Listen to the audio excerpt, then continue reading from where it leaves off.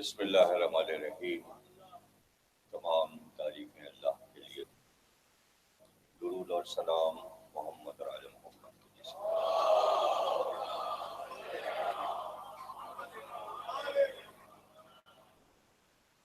1439 ہجری کے شہر ثانی کی چھٹی تحویل امام بارگاہ دربار حسینی میں تنظیم اعضاء کی جانب سے سماعت فرما رہے ہیں۔ حکمت الہیہ اور امامت کے موضوع پر گفتگو ہو رہی ہے۔ عرض کیا گیا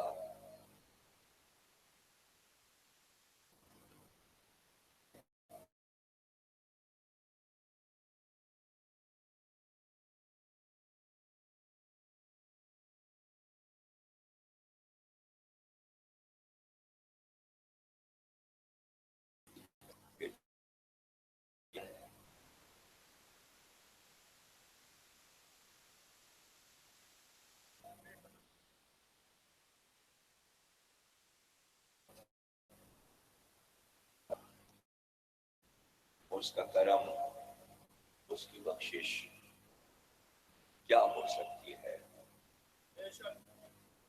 کہ اس نے اپنے علم الہی سے کب یہ ارادہ کیا ہوگا کہ انسانوں کو خلق کریں گے۔ تو لاکھوں کروڑوں برس پہلے انسان کو بنانے سے کروڑوں برس پہلے اس نے زمین کو خلق کیا، زمین کو خلق کیا، سورج اور چاند کو خلق کیا، ستاروں کو، ہوا، آگ، پانی، یعنی وہ تمام چیزیں جس کی انسان کو ضرورت پڑنے والی ہے وہ پہلے بنا۔ یعنی جب انسان خلق ہو اور وہ زمین پر آئے، رہنے کے لیے زمین ہو، سانس لینے کے لیے ہوا ہو، روشنی حاصل کرنے کے لیے آفتاب ہو، کون اس کا شکر ادا کر سکتا ہے اور شکر کا حق ادا کر سکتا ہے؟ سوا معصومین کے کس نے شکر ادا کیا؟ انبیاء کے علاوہ کوئی بندہ یہ دعویٰ نہیں کر سکتا کہ جتنی نعمتیں اللہ نے ہمیں دی ہیں سب کا شکریہ ادا ہو گیا۔ کوئی دعویٰ نہیں کر سکتا، ایسا کہ جیسے اپنا حق سمجھ چیزیں عام تھی انسانوں کے لیے، اس کو بھی بیچنے لگے آپس میں، یعنی پانی بھی بکنے لگا، مٹی بھی بکنے لگی، آگ اور ہوا بھی بکنے لگی۔ کیسی بات ہے کہ پانی جو کہ اس نے زمین سے زیادہ مقدار میں خلق کیا، سمندروں کا اور دریاؤں کا حصہ بڑا ہے، زمین کم ہے، اتنا پانی اور پھر بھی پانی کا کال، اور پھر بھی پانی بکتا ہے اور لوگ خرید کے پانی پی رہے ہیں۔ یہ کیسی بات ہے؟ اگر وہ قیمت مقرر کر دیتا کہ زمین پہ رہنے کی قیمت ہو، اس ہمارے خلقی پانی کو پینے کی قیمت ہو، تو معصوم سے پوچھا گیا تو معصوم نے یہی فرمایا کہ دنیا بنا کر وہ بے نیاز ہو گیا، اس لیے کہ اس کو ان چیزوں کی ضرورت نہیں ہے، احتیاج نہیں ہے۔ یعنی بندے اس کی ضرورت نہیں ہے، یہ دنیا اس کی ضرورت نہیں ہے، اس کو کسی چیز کی احتیاج نہیں ہے۔ اگر اس نے باقی رکھا تو اس نے پنجتن کی محبت میں خلق کیا، اور جب تک اس گھرانے کا ایک فرد باقی ہے تو یہ سب باقی رہے گا۔ ایک کے لیے دنیا سجائی، ایک کے لیے محبت تھی، اس محبت میں سب کچھ بنا دیا۔ اس نے چاہا کہ اپنی بادشاہی کو ظاہر کرے، اپنی قدرت کو ظاہر کرے، تو اس کے لیے ضروری تھا کہ کوئی پکارے تو، کوئی کہنے والا تو ہو کہ تو معبود ہے۔ اس لیے اس نے ایک عبد، اس عبد کا نام ہے محمد۔ پھر مزید ٹکڑے کر دیے نور کے تو دو ہو گئے، دو گواہ جو پکارے تو معبود ہے۔ اگر دو عبد نابود نہیں ہے، حالانکہ یہ بات عقل میں آتی نہیں لوگوں کے، اس لیے کہ ان ہستیوں کی فضیلت سب کے ذہن میں اتر جائے یہ آسان نہیں ہے۔ اسی لیے بار بار معصوم یہ کہتا ہے تم سوال تو کر رہے ہو لیکن جب ہم جواب دیں گے تو تم مانو گے نہیں، اس لیے کہ ہماری حدیث کا بار ملک مقرب اٹھائے یا انبیاء اولو العزم میں سے کوئی اٹھائے، یا وہ مومن اٹھائے جس سے اللہ آزما چکا ہو، جس کا امتحان ہو چکا ہو۔ اور ہر ایک کو علم نہیں ملتا، عقل سب کو ملی ہے، دیکھیے عقل سب کو ملی ہے، لیکن ضروری نہیں کہ اس عقل کو استعمال کر کے انسان علم بھی حاصل کر لے، اس لیے کہ علم اپنی ذاتی کوشش سے کوئی حاصل نہیں کر سکتا، ساری زندگی رگڑتے رہتے ہیں لیکن علم نہیں ملتا۔ اس لیے کہ جب علم کا سوال ہوا کہ علم کیا ہے، کہ جس کی کسی ایک بات سے اللہ خوش ہو جاتا ہے، علم ایک نور ہے، اللہ اس نور کو اس بندے کے دل میں داخل کر دیتا ہے، اس کا نام علم ہے، سب کو نہیں ملتا۔ لوگ سمجھتے ہیں کہ الف بے کی کتاب پڑھ لی، اے بی سی ڈی پڑھ لیا، عبارت پڑھنے لگے اور کچھ جوڑ توڑ آ گیا تو یہ علم ہے، اس کا نام علم نہیں ہے۔ علم ایک روحانیت ہے، ایک روحانیت، اور اس کے لیے ظاہر ہے کہ اگر معرفت آ جائے علم کے ساتھ تب بات سمجھ میں آتی ہے کہ یہ کائنات اس نے ایک کی محبت میں بنایا، ایک نور تھا جس کی محبت میں بنایا، پھر اس کے دو حصے کر دیے، یہ کر دیے، ایسا ہوتا تو پھر کائنات میں دو خدا ہوتے، ایک واحد وہ ہوتا اور ایک واحد، دونوں احد ہوتے، یہ احد اس کو رہنا تھا، اس لیے اس کے دو ضروری تھا کہ ایک حصہ محمد ہوں اور ایک علی ہوں، تاکہ میں معبود رہوں اور یہ دو میرے عبد رہے۔ اور سب کہتے ہیں ہم اللہ کے بندے ہیں، کہا کریں، بندہ تو وہ ہے جسے اللہ کہے یہ میرا بندہ ہے۔ بس کہہ دیا اس نے سورہ اسرا میں، بنی اسرائیل میں، ہم لے گئے اپنے عبد کو، راتوں رات لے گئے، تو اللہ نے عبد اگر کسی کو کہا اس کا نام محمد ہے، خود کہے۔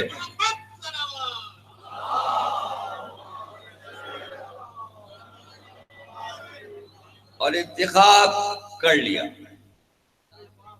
مصطفیٰ بنا دیا، ان اللہ اصطفیٰ آدم و نوح و آل ابراہیم و آل عمران علی العالمین۔ ہم نے آدم کا انتخاب کیا، انہیں مصطفیٰ بنایا، یعنی پاکیزہ، طاہر، بزرگ، برتر، اتنے معنی ہیں مصطفیٰ کے کہ بس چن لیا، پاکیزہ کر دیا انہیں۔ آدم، نوح، آل ابراہیم، آل عمران، عالمین میں، دنیا کے کوے پر نہیں، دنیا کے گولے پر نہیں، عالمین، اس لیے کہ وہ خود کہتا ہے الحمدللہ رب العالمین، میں رب ہوں عالمین کا، یعنی جہاں جہاں اس کی ربوبیت ہے وہاں وہاں یہ انتخاب ہوا ہے، اس میں آل محمد داخل ہے، اس لیے کہ آل ابراہیم اور آل عمران آل محمد کے علاوہ، اور آدم اور نوح کا اگر ذکر ہو رہا ہے تو دو نام چمکے ہی اس لیے کہ حسین کی زیارت میں کہہ دیا گیا آدم کا وارث یہ ہے اور نوح کا وارث یہ ہے۔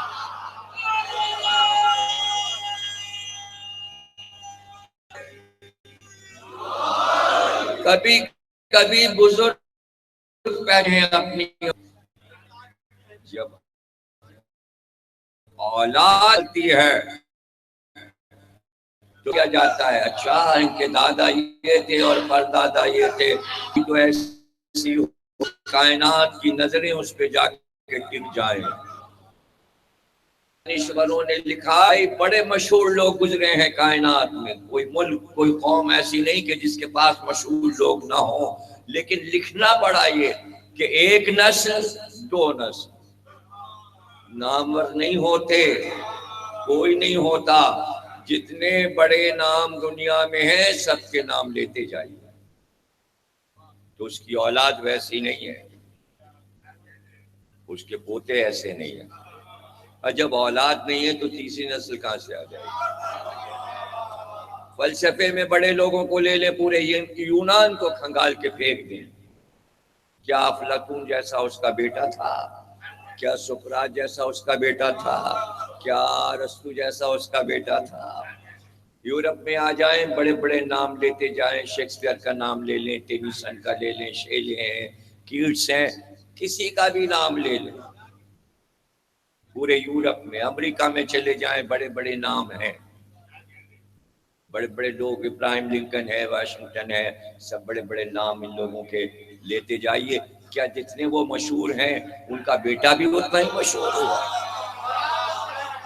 خود اپنے ملک میں لے لیجئے، قائد اعظم بہت مشہور تھے تو بیٹے کا کیا ہوا؟ بیٹا ہوا ہی نہیں۔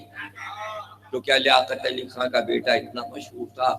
نام لیتے جائیے، نہیں ملے گا آپ کو کہ دوسری نسل، اور اگر کوئی بیٹا مل بھی گیا کسی مشہور ہستی کا، ویسے تو کوئی گزرا نہیں ہے، جو بھی آپ کے یہاں چاہے وہ علامہ پہلے کے شعرا ہوں، غالب ہوں، فارسی کے شعرا ہوں، نظیری ہوں، بس انہی کا نام ہے، بیٹا اتنا مشہور نہیں ہے، تو تیسری نسل کہاں سے؟ حیران ہو کے دانشوروں نے کہا کہ ایک نسل میں 12 آئے، 12 کے 12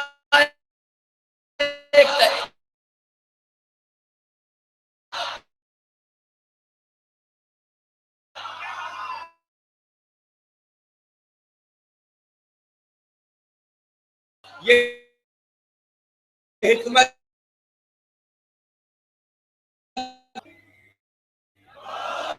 تین نسل صورت میں میں عبادت میں سخاوت ہے، نہ کوئی صفت زیادہ ہے، جو ایک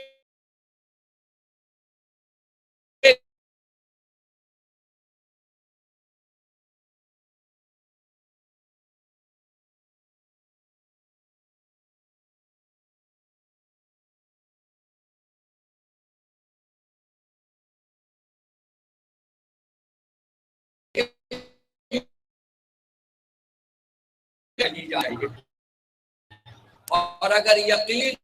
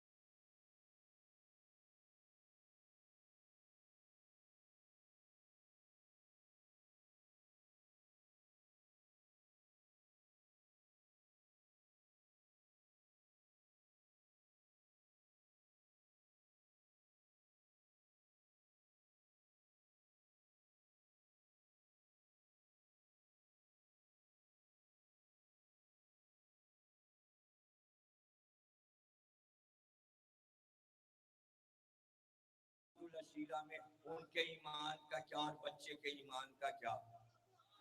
کہ مجھے بتاؤ، مامون کہتا ہے مجھے بتاؤ کہ یہ جو حکم ملا تھا رسول کو کہ تم اعلان کرو، تو جو گواہی آ رہی ہے وہ اللہ کے ارادے سے آ رہی ہے یا آپ سے آ رہی ہے؟ سب نے کہا نہیں، اللہ کے ارادے سے آ رہی۔ اللہ نے چاہا کہ رسول کا چچا زاد بھائی گواہی دے کر، رسالت کی گواہی دے کر وزیر بنے، جانشین بنے۔ تو کہا اللہ کو نہیں معلوم تھا کہ بچے کا ایمان کیا ہوتا ہے، اور تم لوگوں کو بہت معلوم ہے کہ بچے کا کیا ایمان۔ اللہ نے یہ فیصلہ کیوں نہ کر لیا کہ دعوت ذوالعشیرہ میں کسی بڈھے کا انتخاب کرتا کہ وہ گواہی دے دے؟ زیادہ مستند ہوتی ہے بزرگ کی گواہی۔ نہیں، ایسا نہیں ہے، یہ اللہ کی حکمتیں ہیں، اللہ کی حکمت سے لڑنا۔ دیکھیے جو کچھ دین میں ہوا، 72 فرقے کیوں بن گئے؟ 72 فرقے اس لیے بن گئے، ایک رہنا چاہیے تھا، اس لیے کہ تمام امت اللہ کی حکمت سے لڑتی رہی۔ جو حکمت سے ٹکراتا رہا وہ الگ ہوتا گیا اور اپنی سوچ بنا کر ایک دین بنا لیا، اور بنا کہے پر قرآن پہ۔ یہ 72 فرقے قرآن کے اختلاف کی وجہ سے بنے۔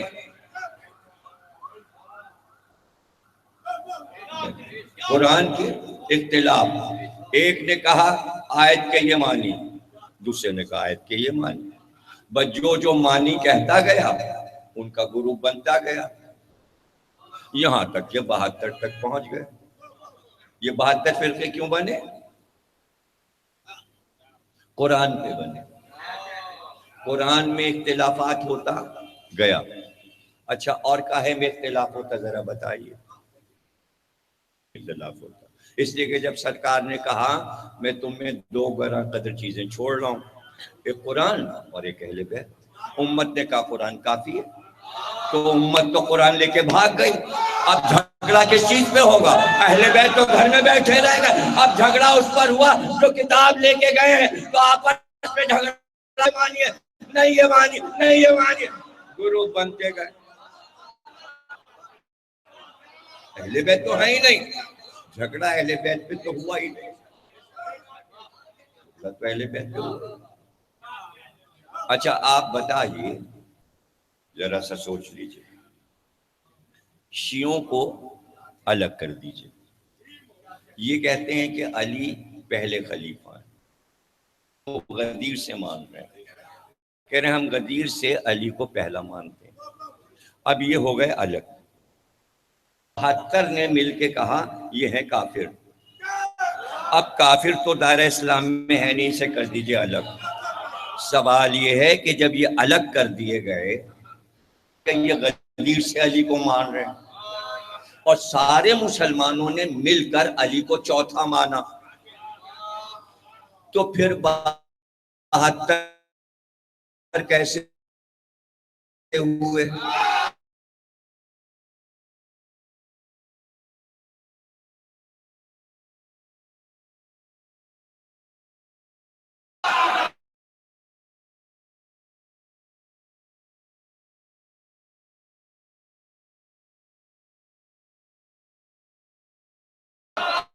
نہیں ہے، نہیں علی کو لے پھر مانتے ہیں اور 72 چوتھا مانتے ہیں، تو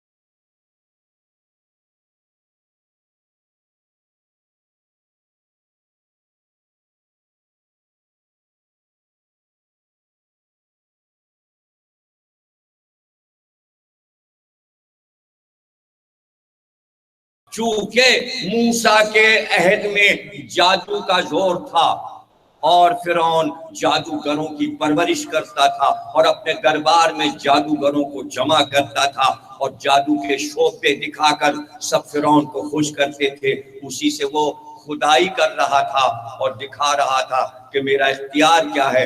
طرح طرح کے شعبے، طرح طرح کے جادو، پوری دنیا کے جادوگر آ کے دربار میں جمع ہو گئے تھے۔ قرآن یہی کہتا ہے کہ اتنے جادوگر تھے، اتنے جادوگر تھے، فرعون کے پاس کہ کوئی انتہا نہیں تھی، اتنے جادوگر تھے۔ چونکہ جادو کا زور تھا فرعون کے دور میں، اس لیے موسیٰ کو عصا کا معجزہ دیا گیا۔ عیسیٰ کے دور میں چونکہ بیماریاں پھیلی ہوئی تھیں اور طب کا زور تھا، چونکہ جزام اور کوڑ اور سفید داغ کی بیماری عام ہو گئی تھی پوری دنیا میں، اور حکیم لوٹ رہے تھے سب کو علاج کرنے کے لیے۔ ہر ایک دعویٰ کرتا تھا ہمیں طب، یعنی ڈاکٹری اس دور کی طب ہمیں آتی ہے اور ہم سے بڑا کوئی جو ہے وہ طبیب نہیں ہے، ہم ہی سب سے بڑے طبیب ہیں۔ تو طب کا زور تھا، علم طب کا زور تھا، اس لیے عیسیٰ کے ہاتھ کو مسیحائی دی گئی تاکہ اس دور کے طب کو باطل کر دیا جائے، جیسے موسیٰ کے عصا نے جادو کو باطل کیا، عیسیٰ کے ہاتھ نے سارے طب کو باطل کر دیا۔ انہوں نے ہاتھ رکھا اور بیماری دور ہو گئی۔ پیغمبر آخر کے دور میں عرب والوں کو شاعری پہ ناز تھا اور کھڑے کھڑے شعر کہتے تھے اور فی البدی شعر کہتے جاتے تھے اور کہتے تھے ہم سے زیادہ فصیح اور بلیغ کوئی نہیں ہے۔ ساری دنیا کو کہتے تھے عجم یہ گونگے لوگ ہیں، بولنے والے ہم ہیں۔ عرب کے معنی ہے بولنے والا، عجم کے معنی ہے گونگا۔ کہتے تھے ہمیں بولنا آتا ہے، سب کو بولنا نہیں آتا، اور جیسے شعر ہم کہتے ہیں اور جیسی تقریر ہم کرتے ہیں اور خطابت ہمارے پاس اور شاعری ہمارے پاس، اس لیے پیغمبر آخر کو قرآن دیا گیا۔ قرآن نے ان کی فصاحت اور بلاغت کو باطل کر دیا، ان کی شاعری کا خاتمہ کر دیا، ان کے دعووں کو باطل کر دیا قرآن نے، اور آج تک قرآن معجزہ بنا ہوا ہے۔ چونکہ وہ تلوریے تھے، کہتے تھے ہم سے زیادہ تلوار چلانے والا کوئی نہیں ہے، ہم سے زیادہ شجاع کوئی، اس لیے علی کو ذوالفقار دی گئی تاکہ ان کی شجاعت کو باطل کر دیا جائے۔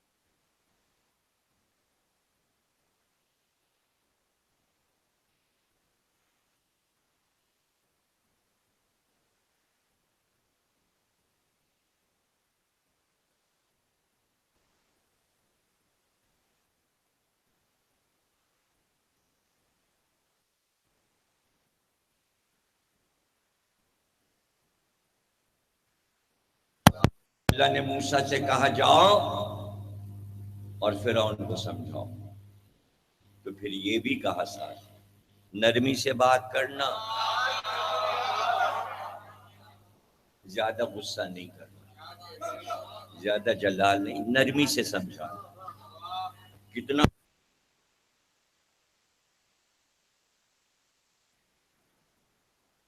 سارے عالم کہہ رہا ہے ذرا نرمی سے سمجھانا۔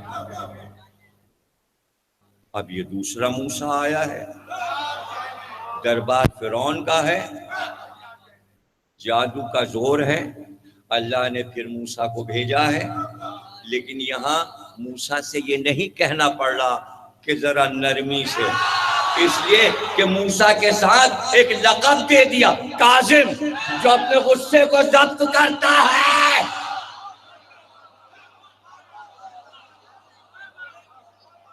کاظم،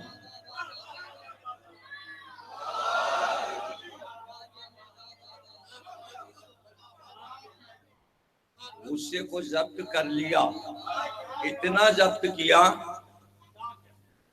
کہ ان کی رحمت اور ان کی کرامت مشہور ہو گئی، اتنا ضبط کیا، اور ضبط کر کے پھر حکمت الہیہ کا مظاہرہ کیا۔ بھرا ہوا دربار، بلایا گیا، جادوگروں سے کہا گیا، اس نے بھی کہا تھا، جادوگروں سے کہا تھا یہ موسیٰ اور ہارون آئے ہیں، ایسے شعبے پھینکو کہ یہ دونوں بھاگ جائیں، یہ آئے ہیں اپنا رب لے کر، ہم سے کہہ رہے ہیں ہم خدا ہیں، اور ہم سے کہہ رہے ہیں کہ کوئی اور خدا ہے، اس کو مان لو۔ جادوگروں نے کہا آپ نہ گھبرائیں، فرعون سے کہا ایسا شعبدہ دکھائیں گے، ایسا شعبدہ دکھائیں گے کہ آپ دیکھتے رہ جائیں گے۔ رسی کے اتنے بڑے بڑے ٹکڑے لے کے آ گئے جادوگر، اور انہوں نے رسی کے ٹکڑے ڈال دیے محل کے صحن میں، اور دیکھتے ہی دیکھتے جادوگروں نے اپنا جادو پھونکنا شروع کیا۔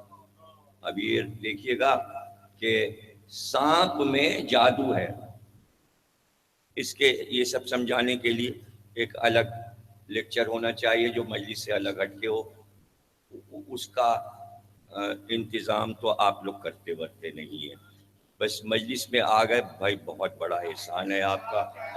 اب اگر میں کہوں کہ ایک سیمینار کر رہا ہوں سانپ کے موضوع پہ، کوئی جو آئے اجی ہٹیے سانپ پہ کیا سننا، اور اگر یہاں پڑھ دوں کہنے لگے اجی صاحب سانپ پہ تقریر کرتا، سانپ پہ تقریر کرتا۔ ارے بھائی سانپ قرآن کا موضوع ہے بھائی، یہ قرآن کا موضوع ہے، اتنا ذکر ہے سانپ کا قرآن میں کہ وہ جا ٹکڑے سانپ بن کے چلنے لگے۔ ارے دیکھیے کیا ہیبت ہے موسیٰ کی، اور وہ سانپ چلتے ہوئے جو نظر آئے تو جلدی سے اللہ نے وحی کی، موسیٰ یہ سانپ بڑھ رہے ہیں، عصا پھینکو، جلدی سے عصا پھینکو، جلدی سے عصا پھینکو۔ وہ اژدہا بن، اور اژدہا بنتے وہ ادھر سے سانپ آتے گئے، یہ اژدہا چن چن کے کھاتا گیا۔ اچھا اب جب عصا اژدہا بنا اور سانپوں کو کھانے لگا تو جتنے جادوگر تھے سب سجدے میں گرے۔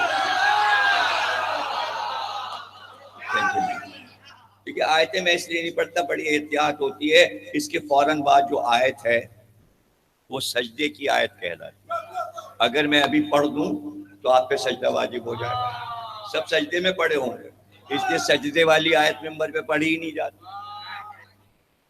ممبر پہ آپ نہیں پڑھ سکتے، اس لیے کہ جہاں سجدہ واجب ہے جن جن آیتوں پر جلدی سے سجدہ کرنا پڑتا ہے، یہاں پر سجدہ ہے، جادوگروں نے تو کیا، پوری امت کو سجدہ کروا دیا۔ اچھا انہوں نے کہا کیا جادوگروں نے، کیوں سجدے میں گر گئے وہ تو سن لیجئے۔ سارے جادوگر کہنے لگے ہم موسیٰ اور ہارون کے رب پہ ایمان لائے، پتہ چلا رب کسی کی پہچان ہے، تو بھائی عرب بھی یہی کہہ رہا تھا محمد اور علی کا رب۔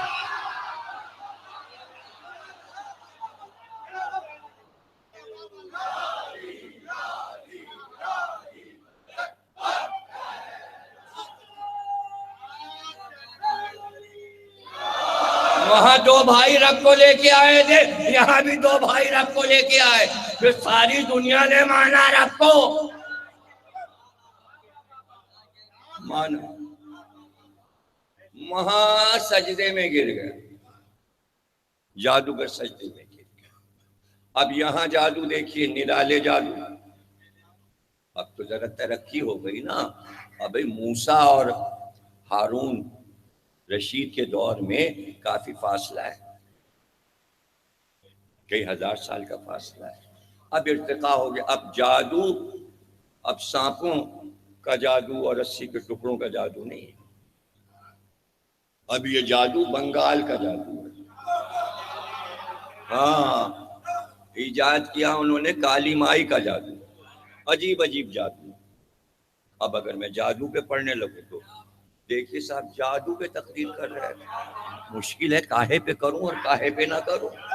اسی لیے موضوع ہمارا حکمت الہیہ اور امامت ہے، وہ اس لیے یہیں پہ رہیں گے، ورنہ اگر جادو پہ بولنا شروع کروں تو بتاؤں کہ قرآن نے کہاں کہاں جادو پر گفتگو کی، اور یہاں جادو پہ ہاروت ماروت کا ذکر ہے۔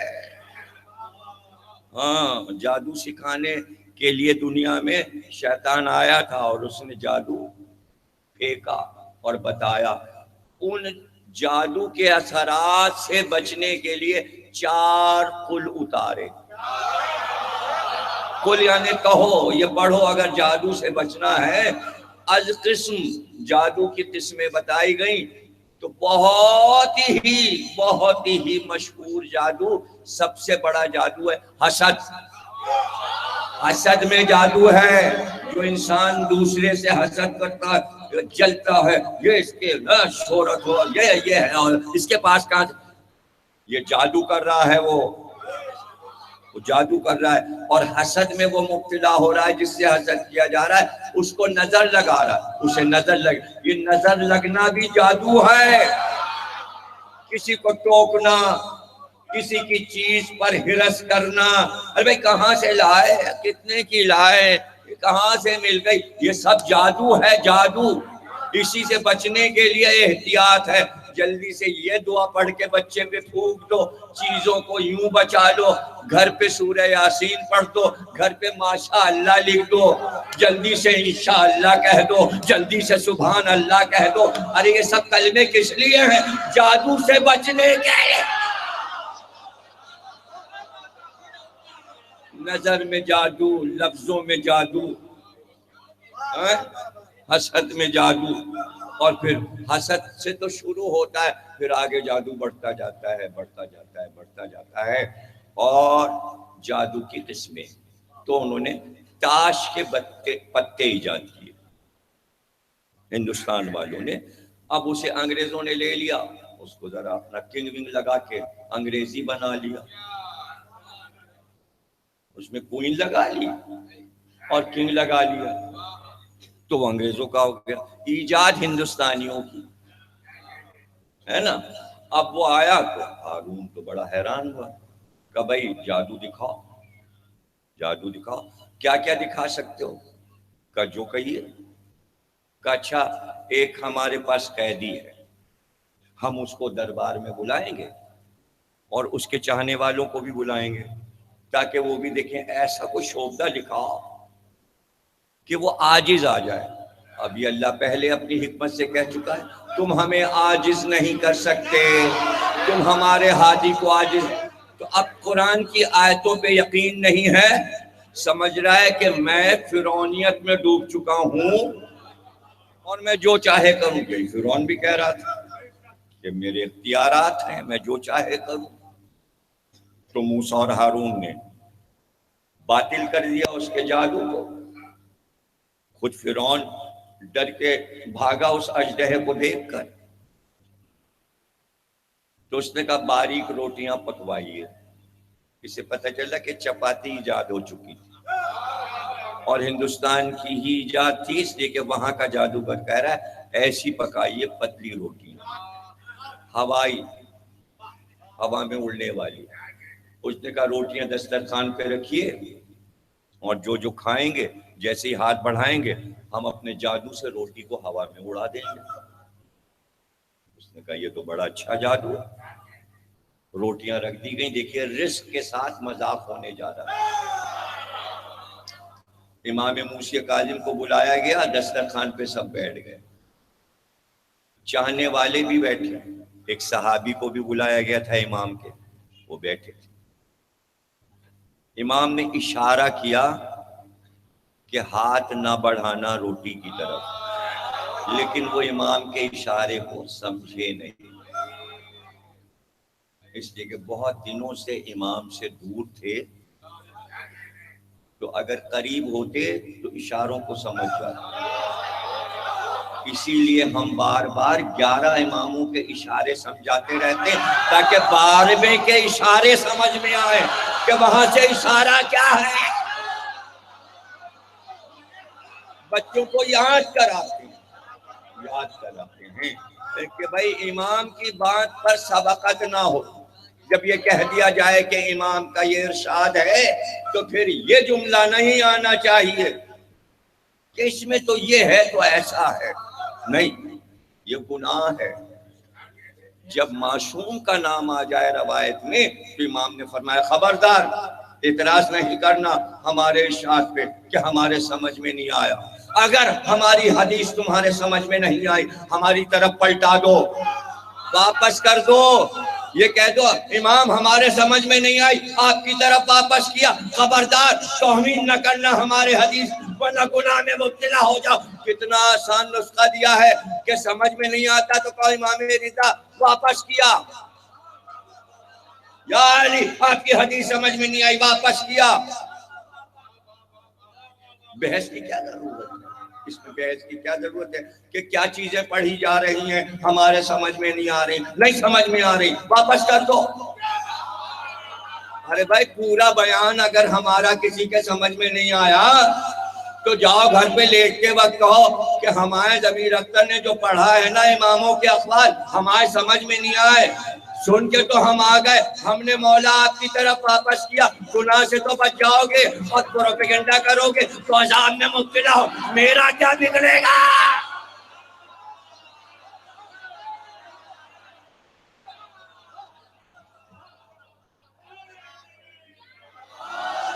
ہاں محبت کرنے والے ہونے چاہیے، دیکھیے محبت کا کوئی مول نہیں ہے، محبت تولی نہیں جاتی، لیکن آیت ہے قرآن میں الجزاء الاحسان الا الاحسان، تم پر کوئی احسان کرے احسان کا بدلہ احسان۔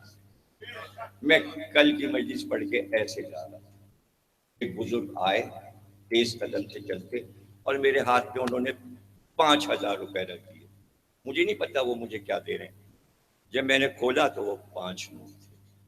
ان کا شکریہ، ان کا احسان، ان کا کرم، ان کی محبتیں، میں ان کا نام نہیں جانتا اور اگر میں پہچاننا بھی چاہوں تو چلتے میں تیز میں نے چہرہ نہیں دیکھا، لیکن ان بزرگ سے یہ گزارش ہے کہ آپ نے ہمیں ہدیہ دیا، آپ کو تقریریں پسند آئیں، محبت کا اظہار کیا، آپ کی محبت کا شکریہ، ہم آپ کے لیے اپنی پوری کتابوں کا ایک سیٹ لائے ہیں، باکس بنا ہوا باقاعدہ پیک کر کے سامنے رکھا ہوا ہے، جہاں سے آن لائن مجلس جاری پورے ورلڈ میں وہیں پہ رکھا ہے، مجلس کے بعد آ کے آپ ہمارے کیمرے مین سے وہ باکس آ کے لے جائیں پلیز، آپ ہمارے بزرگ صاحب جنہوں نے ہمیں نظر دی وہ لے جائیں، ورنہ وہ ہمارے لیے بار رہے گا وہ تحفہ، اس لیے کہ ہم کتابیں دے سکتے ہیں،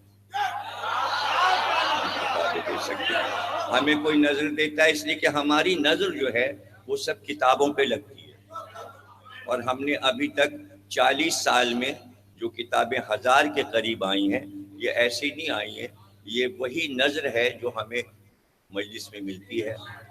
آپ بتائیے میں تاجر ہوں،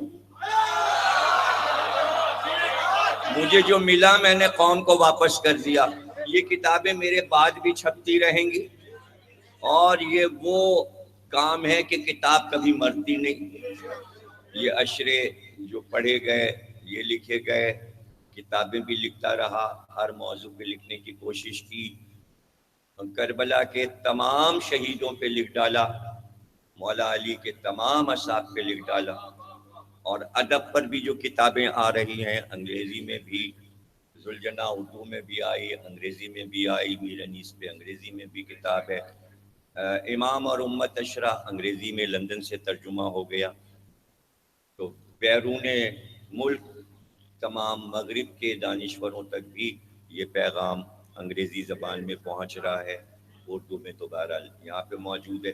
ہندوستان میں ہندی میں ترجمہ ہوا ہے، یعنی وہاں پر اردو کم ہو گئی ہے ہندوستان میں، تو وہاں پر ہندی زبان میں ترجمہ کر دیا گیا ہے.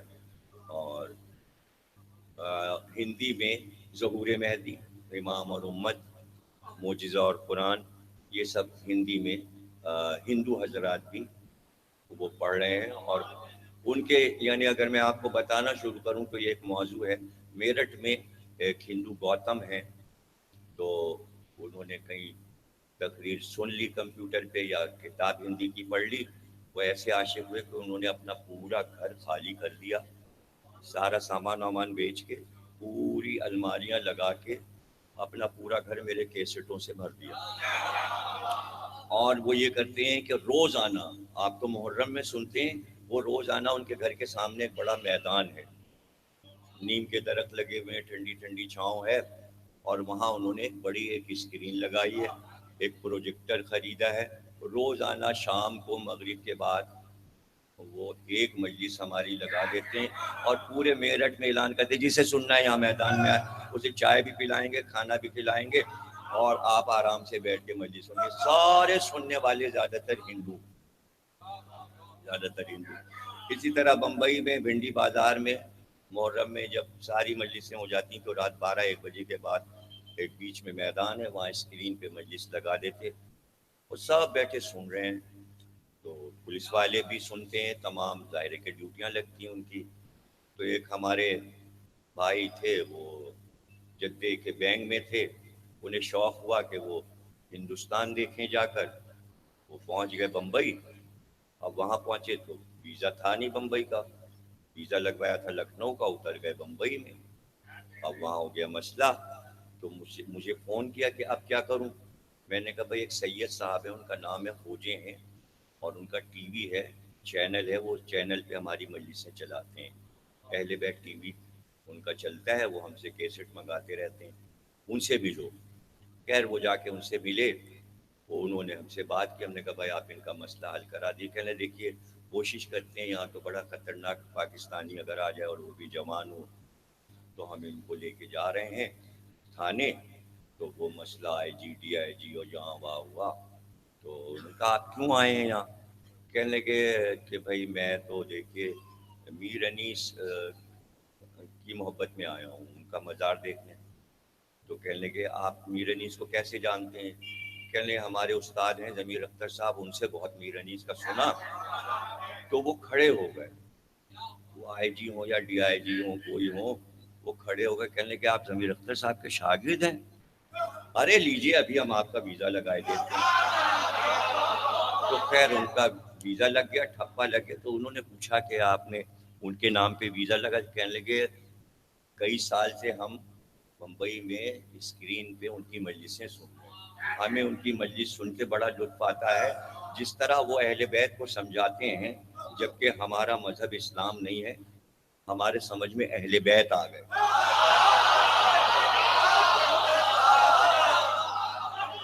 تو ایسے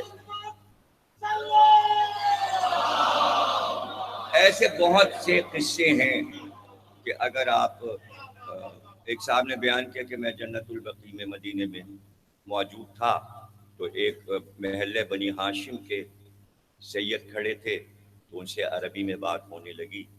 تو میں نے ان سے کہا، تو انہوں نے کہا آپ پاکستان سے؟ ان کا ہاں. تو اس عربی نے کہا کہ آپ ضمیر اختر صاحب کو جانتے ہیں؟ تو وہ کہنے لگے مجھے بڑی حیرت ہوئی عربی کے زبان سے آپ کا نام. تو میں نے کہا آپ کیسے جانتے ہیں؟ کہنے ان کی مدینے میں اتنی شہرت ہے کہ ہم لوگ ان کی تقریروں کے ترجمے کروا کے سنتے ہیں. تو آپ یہ سمجھیے کہ میسج پہنچ رہا ہے. اب مسئلہ کیا ہے؟ مسئلہ صرف یہ ہے کہ علم میں حسد زیادہ ہوتا ہے. میرے پاس حاسدوں کا علاج نہیں ہے. اب لوگ مجھ سے کہتے ہیں فلاں نے یہ کہا، اس نے یہ لکھا، اس نے یہ کہا، وہ یہ کہہ رہا. بھائی میں کیا کروں؟ علاج آپ کے پاس ہے، آپ کیجئے. میں تو میسج پہنچا رہا ہوں، جب تک دم میں دم ہے پہنچا رہا ہوں. ہاں اگر میسج میں غلطی ہے تو وہ بتا دو کہ غلط میسج اہل بیت کا میں نے پہنچایا تو میں اپنی گردن کٹوا دوں گا، مجلس پڑھنا چھوڑ دوں گا اگر ایک چیز میری کتاب سے غلط ثابت کر دو یا تقریر سے غلط ثابت۔ کوئی بڑا سا بڑا عالم ہو تو چیلنج ہے کہ وہ آئے اور آ کے کہے یہ غلط پڑھا ہے۔ تو میں بچوں کے دماغ کو خراب نہیں کرنا چاہیے، سلجھایا ہے، مسئلوں کو سلجھایا ہے۔ تو اب یہ کوئی یہ لکھ دے کہ امام موسی کاظم نے روٹی کی طرف ہاتھ بڑھایا، میں یہ نہیں کہوں گا، ایسا نہیں ہے، میں نے جس طرح پڑھا ہے میں اس طرح پڑھوں گا۔ مجال ہے کہ حکمت الہیہ کا نمائندہ جادوگر کو نہ پہچانے۔ امام نے اشارہ کیا صحابی کو کہ ہاتھ نہ بڑھانا، اس نے ہاتھ بڑھایا، جیسے ہی روٹی کی طرف ہاتھ بڑھایا جادوگر نے روٹی کو اڑایا، اس نے پھر ہاتھ بڑھایا، اس نے روٹی کو اڑایا، کئی روٹیاں اڑی، اب ہیبت موسیٰ جلا۔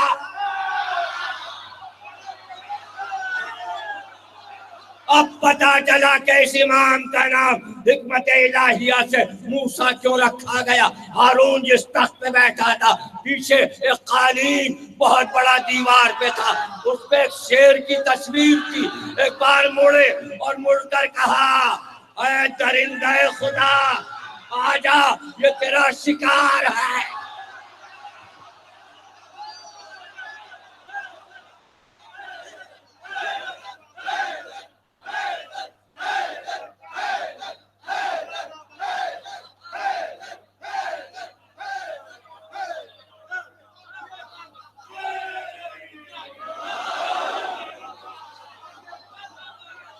یہ تیرا شکار دہاڑتا ہوا ڈکارتا ہوا۔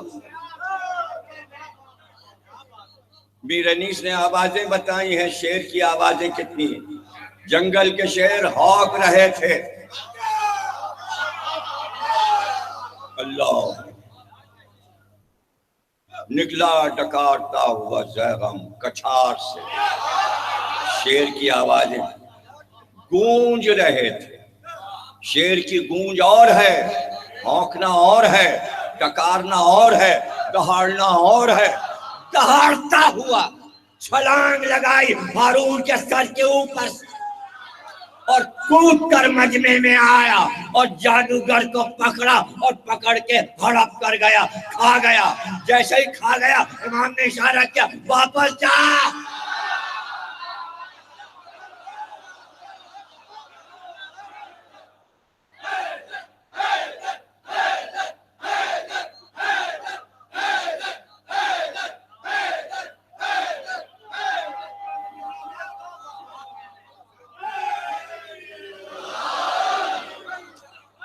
دیکھیں وہاں لکڑی کا ساجدہ بنا، یہاں قالین کی تصویر شیر بنی، شیر بنی۔ تو شیروں کا خاندان تھا اس لیے شیر کا معجزہ دیکھا۔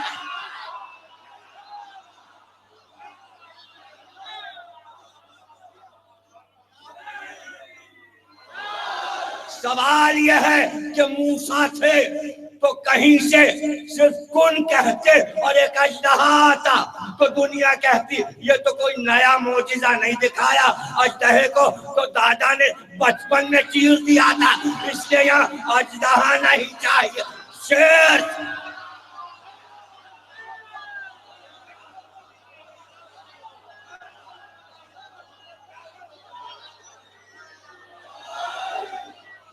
یہاں شیر کی ضرورت ہے۔ تصویر بنی، ہارون بے ہوش ہو گیا، کچھ دیر کے بعد ہوش میں آیا تو نقشہ ہی بدلا ہوا تھا دربار کا، سب کے چہرے زرد ہو چکے تھے۔ یہ کیا ہوا؟ پسندیدہ جادوگر کو شیر ہڑپ کر گیا۔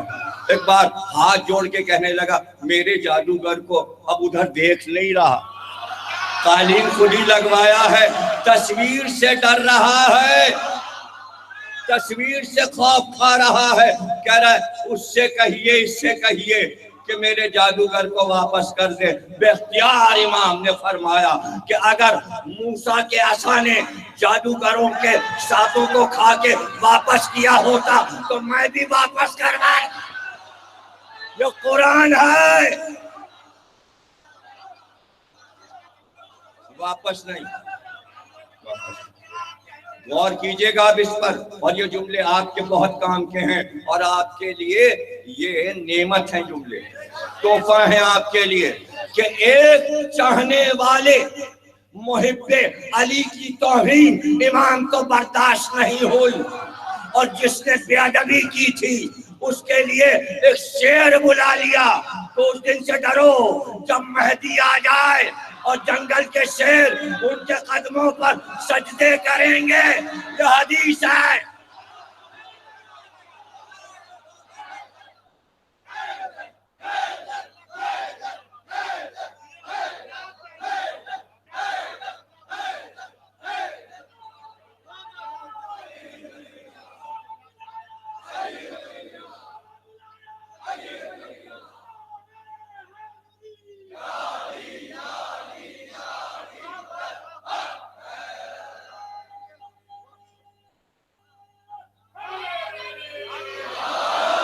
کیا ہے محبت علی؟ محب سے پوچھو کیا ہے محبت علی؟ جو سرشار ہے محبت علی میں، اس کی حدوں کو تلاش کرو، اس کے چہروں کو دیکھو کیسے کھلے چہرے ہیں۔ نام علی آیا اور وہ گلاب کے پھول کی طرح کھل گیا۔ جتنی شدت محبت میں ہے اتنی ہی شدت دشمنی میں بھی ہے۔ ایک آ گیا صحابی اور اس نے کہا میرا پڑوسی بہت برا بھلا آپ کے جد علی کو کہتا ہے۔ ایک دن کہا، دوسرے دن کہا، پوچھا کیا کرتا ہے؟ کہا بہت بڑا کھیت ہے، باغ ہے، اس کے پاس زراعت کرتا ہے، امیر آدمی ہے۔ کہا آج کل اس کے کھیتوں میں کیا ہے؟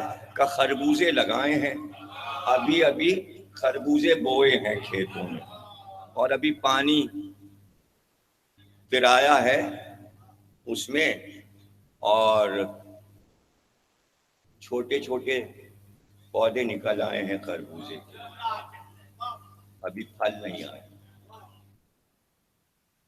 اچھا، صبح ہوئی، امام اپنے گھوڑے پر بیٹھے، حضرت امام موسیٰ کاظم صلوات اللہ علیہ وسلم اپنے گھوڑے پہ تشریف فرما ہوئے، اور ایک بار گھوڑے کو آگے بڑھایا اور چلتے ہوئے اس کے کھیت کے پاس پہنچا، اور گھوڑے کی لجام کو کھینچا اور کھیت میں گھوڑے کو اڑا دیا، اور اس کے بعد پورے کھیت میں گھوڑے کو کعوے کی شکل میں، دائرے کی شکل میں دوڑانا شروع کیا، اور تمام درختوں کو روند کے پھینک دیا۔ گھبرا کے باہر، ارے یہ کیا کر رہے ہیں آپ؟ میری ہزاروں دینار کی یہ فصل ہے، آپ نے برباد کر دی ہماری فصل، یہ کیا کیا؟ اور امام کہتے جاتے ہیں اب بھی میرے جد کو برا کہے گا، اب بھی میرے جد کو برا کہے گا۔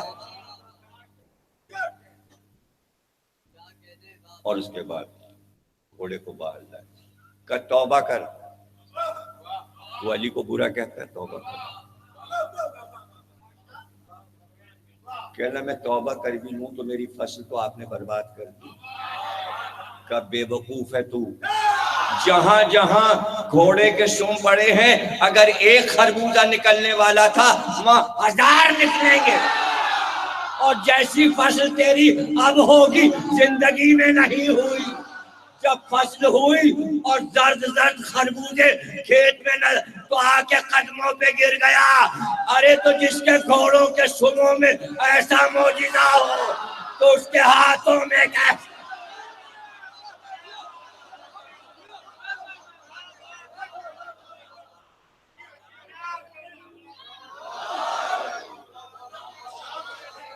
حکمت الہی مدینے میں مجاور ہیں قبر نبی کے، چھٹے امام کا دور بڑے سکون سے گزر گیا کسی طرح، لیکن اب ظالم آ گیا ہے، اس لیے اس کی فکر ہر وقت یہ ہے کہ کیسے تکلیف پہنچاؤں، لیکن حکمت الہی یہ دیکھ رہی ہے کہ اسے قید میں لے جائیں گے، اب یہ ہادی قید میں جائے گا، اس لیے جتنے دن آپ قید سے باہر رہے اللہ اولاد بڑھاتا ہے، نسل بڑھاتا رہا، اس لیے کہ اب مر کے قید خانے سے نکلیں گے، اس لیے اللہ کو بندوں کی گندی حرکتیں معلوم ہیں۔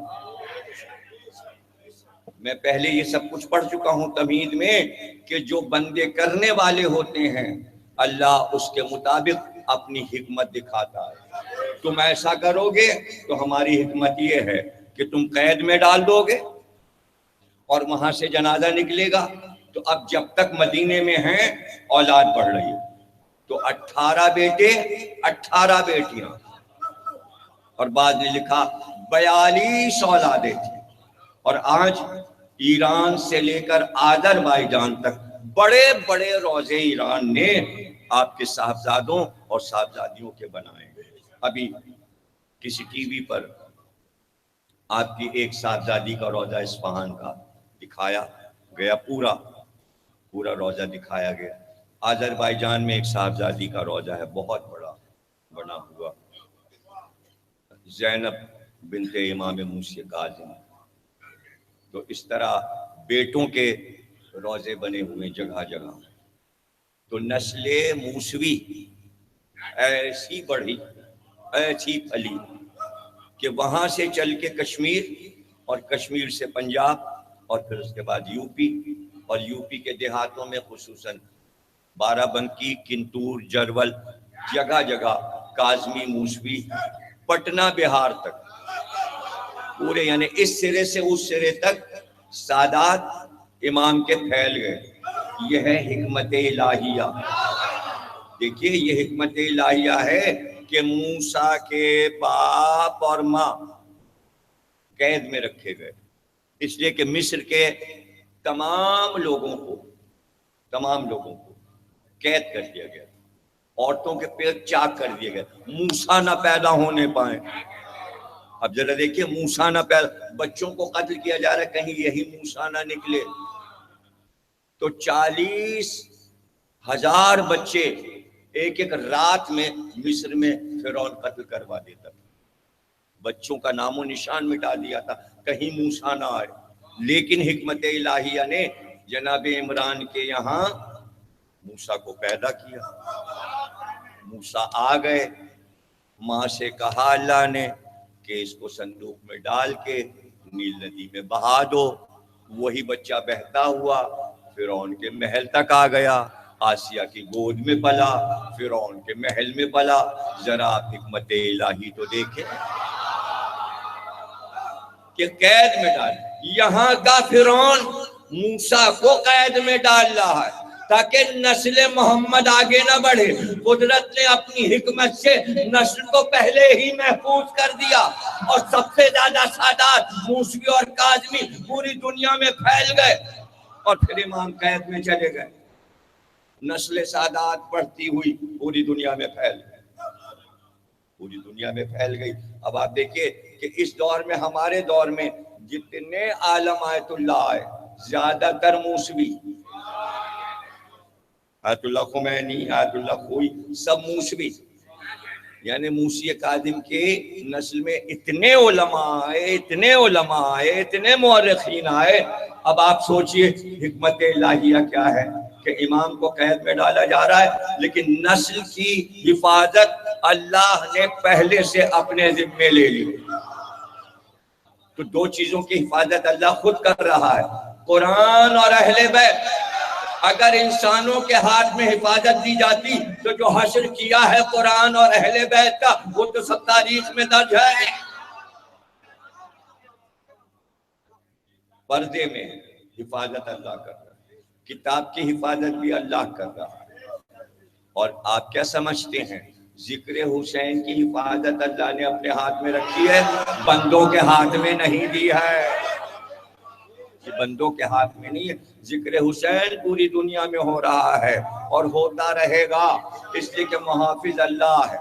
اور اسی ذکر کے بہانے ہم اپنے معصومین کا ذکر کرتے ہیں اور بچوں کو رٹاتے ہیں. 12 ایسے تھے ایک طرح کے. ہم 7ویں منزل تک آ گئے اور اپنے امام اور وہ تکلیفیں پہنچائی ہیں. گھر کو آگ لگائی، گھر کو آگ لگائی. ہم اس گھر کو لوٹیں گے. امام نے سارا سامان غلاموں سے کہا باہر پھینک دو، جو کچھ گھر میں ہے سب باہر ڈال دو، لوٹتے جاؤ. گھر کو آگ لگا دی گئی. بچے جلتے ہوئے گھروں سے نکلے، کوئی کہیں گیا کوئی کہیں گیا. شہزادہ قاسم امام موسی قاضی ہلے میں ان کا مزار، ہلے میں ان کا مزار ہے. شہزادے کہاں کہاں گئے؟ بعض بچے وہ ہیں جنہیں بغداد کے محل کی دیواروں میں چنا گیا، جن کے خون سے گارے بنائے گئے، دیواریں اٹھائی گئی. کیا کیا ظلم ہوا. اور پھر قید میں رکھنے کے بعد قید ایسی نہیں تھی کہ جیسے آج کے قید خانے ہیں کہ کمرہ دے دیا، نہیں. ایسا قید خانہ تھا کہ پورے قد کے ساتھ کھڑے نہیں ہو سکتے، رکوع میں رہنا پڑتا تھا. اتنی نیچی چھت تھی. اور چاہنے والا دربان کے پاس پہنچا اور کہا زیارت کرنا چاہتی. کہا ایسا نہ کہو، اگر بادشاہ کو علم ہو گیا تو گھر کھدوا کے پھینک دے گا، قتل کر دے گا. کہا ایک جھلک دکھا دو. کہا اچھا فلاں فلاں گھر پہ جاؤ، وہ تمہیں اجازت دے گا، اس کے گھر میں جاؤ، وہ تمہیں اپنی چھت پہ لے جائے گا. اور پھر وہ گھر جو ہے وہ قید خانے کے پیچھے ہے، وہاں سے ایک روشن دان ہے. تم وہاں آؤ، ہم بھی اوپر آتے ہیں، پھر ہم تمہیں تمہارے امام کو دکھا دیں گے. چاہنے والے نے روشن دان میں آنکھ لگا دی اور گھبرا کے کہا قیدی تو نہیں دکھائی دیتا. کا غور سے اندھیرے میں دیکھو ایک سفید چادر. کہاں ایک زمین پہ سفید چادر. کا یہی تو تمہارا امام موسی قاضی. اتنا لاغر ہو چکا ہے کہ ایک سفید چادر سی لگتی ہے کہ وہ زمین پہ قید میں. بھاری ہتھکڑیاں، بھاری بیڑیاں. اللہ جملے پرانے خطیبوں کے تبرک کے طور پہ میں اکثر بیان کر دیتا ہوں. خطیب اعظم جو کہ اس خطابت کے بانی ہیں سید سبط حسن صاحب اللہ مقامہ کہتے تھے کہ جب یوسف کو زلیخا نے الزام لگایا تو کہا ان کو قید میں ڈال دو. اس وقت 17-18 برس کے جوان تھے یوسف، اور حسن تو ان کا مشہور ہے. عزیز مصر بڑا مہربان تھا، زلیخا کا شوہر. لیکن جب قید کا حکم دیا، اب وہ فرما رہے ہیں، مجلس میں پڑھ رہے ہیں، میں نے ان کو نہیں دیکھا. 1935 میں ان کا انتقال ہو گیا، لیکن ان کو پڑھا بہت میں نے. ان کی مجلسیں پڑھی، ان کی سوانح حیات پڑھی، بزرگوں سے ان کا حال سنا، اپنے والد سے بھی ان کا حال سنا، بہت سے علماء سے ان کے نقطے سنے جو مجھے ازبر ہیں. بہت سے ذاکروں نے، لکھنؤ کے بزرگ ذاکر ان کے نقطے تبرک کے طور پہ پڑھتے تھے. ایک نقطہ یہاں پر آیا ہے تو میں ان کا سنا دوں آپ کو. وہ کہتے ہیں اب لوگ جو بیان کرتے تھے کہ جب یہ جملہ وہ پڑھ دیتے تھے تو مجمع میں گریے کا یہ عالم ہوتا تھا کہ لگتا تھا کہ کوہرام مچ گیا.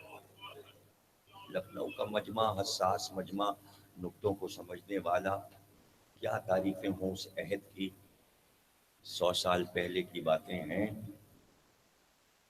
تو عزیز مصر نے حداد کو بلایا جو ہتھکڑیاں بیڑیاں بناتا تھا. اسے بلایا اور کہا دیکھو یوسف بہت نازک ہے، ہتھکڑیوں بیڑیوں کا وزن کم رکھنا، ایسا نہ ہو کہ ان کی ہڈیاں گل جائیں. یا کھال پہ کوئی ضرب آ جائے، اور پھر وہ یہ جملہ کہتے تھے، ہائے ہمارے دو قیدی، ایک سید سجاد اور ایک موسی قاضی، وہ بھاری ہتھکڑیاں اور بیڑیاں۔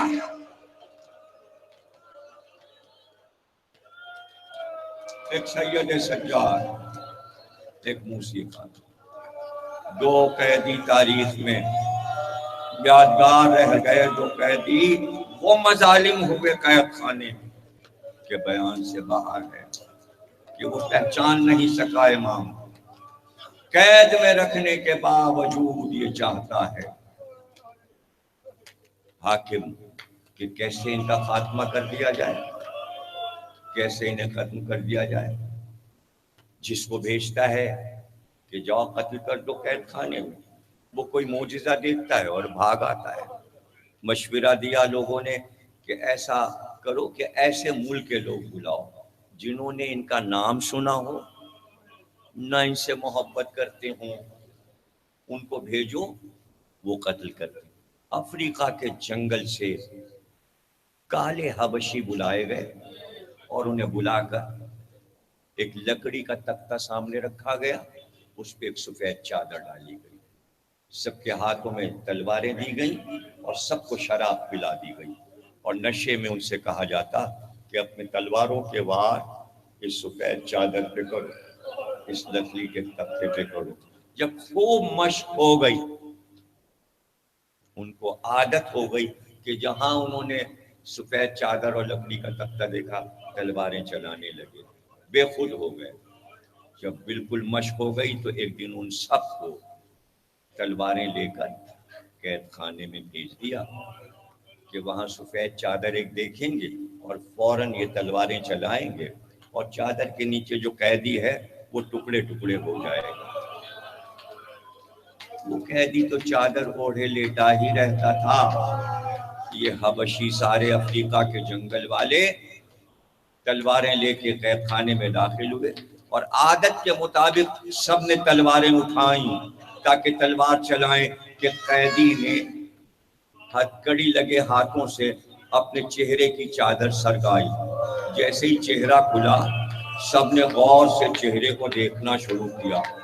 جب چہرے کو نظر بھر کے دیکھا تو ایک دوسرے کی طرف دیکھا اور چیختے ہوئے بھاگے، بھاگتے چلے گئے، قید خانے سے نکلے، تلواریں ہاتھوں سے چھوڑ دی اور باہر شہر کی طرف بھاگ گئے۔ ہارون نے کہا پکڑ کے ان کو لاؤ۔ پکڑ کے لایا گیا، دربار میں بلایا گیا، تھر تھر کانپ رہے تھے۔ کہا تم سے جو کہا گیا تھا تم نے وہ کیوں نہیں کیا؟ تلواریں کیوں نہیں چلائیں؟ کہا بادشاہ تو نے کسے قتل کرنے کو بھیج دیا تھا؟ ارے اس کو تو ہم پہچانتے ہیں۔ حاکم نے کہا تم کیا پہچانو؟ تم تو جنگل سے بلائے گئے ہو۔ کہا نہیں، ہمارے جنگلوں میں جب قحط پڑتا ہے اور بارش نہیں ہوتی تو ہم لوگ چیختے ہیں کہ بارش کیوں نہیں، تو یہ آتا ہے اور آ کے دعا کے لیے ہاتھ اٹھاتا ہے، ہمارے ساتھ بارش ہونے لگتی ہے، یہی تو ہمارے جنگلوں میں پانی برساتا ہے۔ تم نے چاہا کہ ہم اسے قتل کر دیں، ہم اسے جانتے ہیں، وہ ہمارا امام ہے۔ یہ ہے بغداد کا قید۔ صبح ہو رہی تھی، صبح ہونے والی تھی کہ ہماری گاڑی بغداد کے شہر میں داخل ہوئی، کاظمین کے دروازے پہ رکی اور ہم روضے میں داخل ہوئے۔ روضہ کھلا ہوا تھا، چمک رہا تھا روضہ۔ وہ شان ہے کاظمین کی کہ بس رات میں بھی دن نظر آتا ہے، وہ روشنیاں ہیں، وہ قالین لگے ہیں، پورا سونا، دونوں گنبد چمک رہے ہیں، چار مینار چمک رہے ہیں، باہر سے زری نظر آ رہی ہے۔ امام تقی کی بھی، امام موسی کاظم کی بھی، اندر جائیے زری سے لپٹ جائیے، کیا منظر ہے۔ صبح ہو رہی تھی اور ہم کاظمین میں ابھی 1 مہینے پہلے داخل ہو رہے تھے، اور اس وقت ہم اسی بغداد کے قیدی کا ذکر کر رہے ہیں۔ وہیں قریب میں وہ پل بھی ہے جس پہ جنازہ رکھا گیا تھا۔ کہتے یہ ہیں کہ زہر دے دیا گیا امام کو، اور زہر ایسا تیار کرایا گیا کہ وہ آنکھوں سے اور چہرے سے ظاہر نہ ہو کہ اسے زہر دیا گیا۔ طبیب سے کہا گیا تھا زہر ایسا بناؤ جس کا اثر ظاہر نہ ہو، وہی زہر کھجوروں میں دے دیا گیا۔ امام کی راتیں تڑپ تڑپ کر کیسے گزر رہی ہیں جب زہر دیا گیا، اور اس کے بعد بڑے بڑے طبیبوں کو بلایا گیا اور بلا کر چادر ہٹا کر کہا گیا دیکھو تو صحیح، قیدی اپنی موت سے مر رہا ہے، اپنی موت سے مر رہا ہے، تاکہ مشہور یہ ہو مارا نہیں گیا۔ جیسے ہی ہر طبیب نے چھپ چھپ کر چہرہ اور آنکھیں دیکھی اور کہا طبعی موت ہے اس کی، اس کو نہ زہر دیا گیا ہے، اسے کوئی اذیت نہیں دی گئی۔ اسی وقت امام نے اپنی دونوں ہتھیلیاں سامنے کر دی۔ جیسے ہی طبیبوں نے ہتھیلیاں دیکھی، طبیب کو یہ نہیں معلوم تھا کہ یہ والا زہر ہتھیلیوں پہ ظاہر ہوتا ہے، ساری ہتھیلیاں نیلی اور سبز ہو رہی تھی۔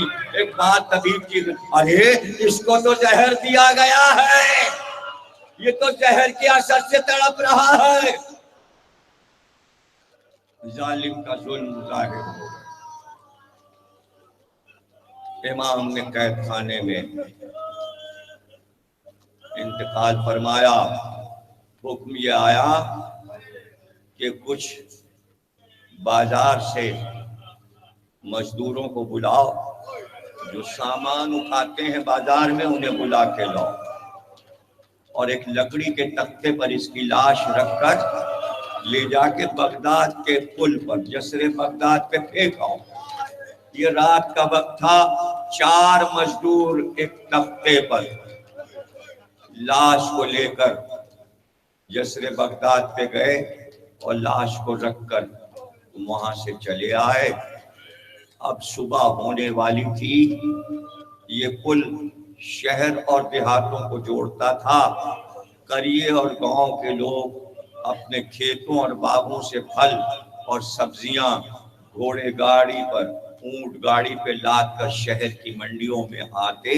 ان کی گاڑیاں چل چکی تھیں اور سامان لے کر اب وہ بغداد کے پل پہ چڑھنے والے تھے کہ چلتے چلتے ان کے جانور رک گئے۔ انہوں نے انکار کر دیا آگے چلنے سے، کوئی جانور آگے نہیں بڑھ رہا تھا۔ اتر اتر کے تازیانے مارے گھوڑوں کو، سواریوں کو، اونٹوں کو، لیکن انہوں نے قدم آگے نہیں بڑھایا۔ تازیانوں کے بعد بھی آگے نہیں بڑھے۔ اب جو سب نے اتر کر دیکھا تو اونٹوں کی آنکھوں سے آنسو بہ رہے تھے، گھوڑوں کی آنکھوں سے آنسو۔ سب بڑے حیران ہوئے کہ آج ہمارے جانوروں کو کیا ہو گیا، آگے کیوں نہیں بڑھتے، آگے کیوں نہیں جاتے۔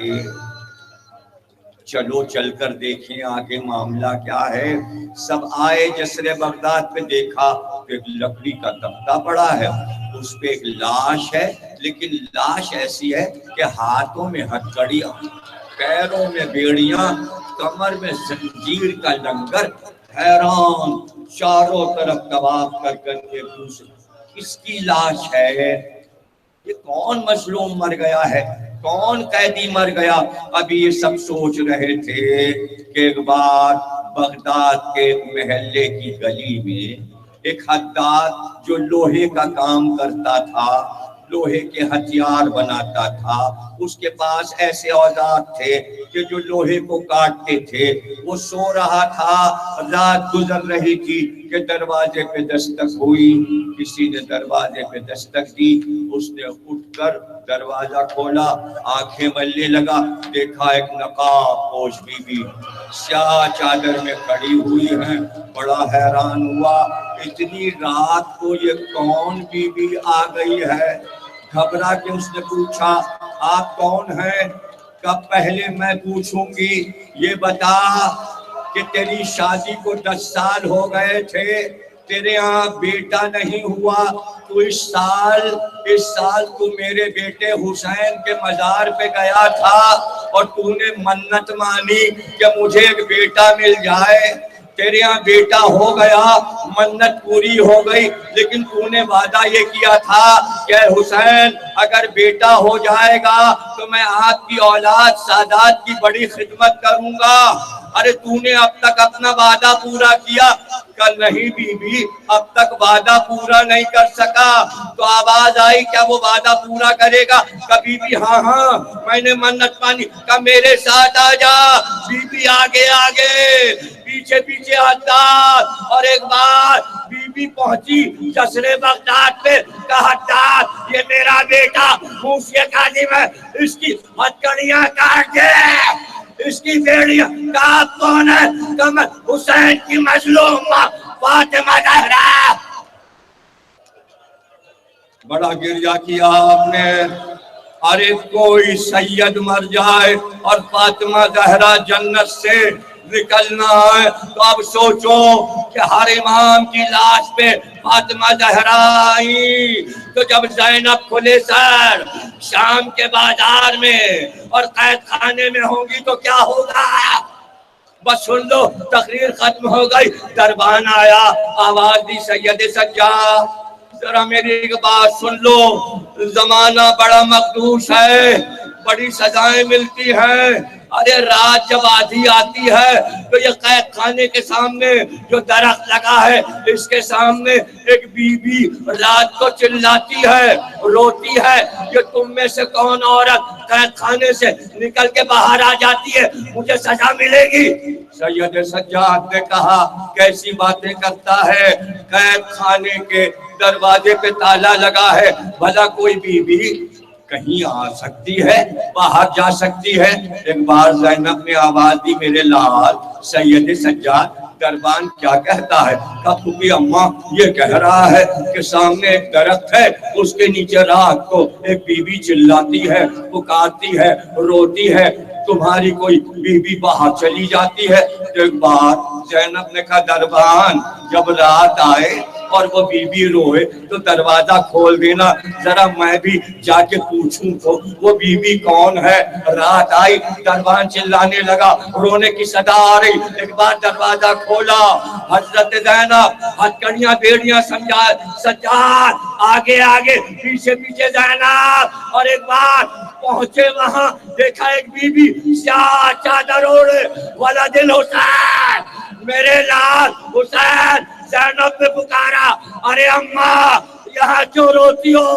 کہا ارے زینب یہاں میرے لال کا سر درخت میں لٹکا، ماں بے قرار میرا لال۔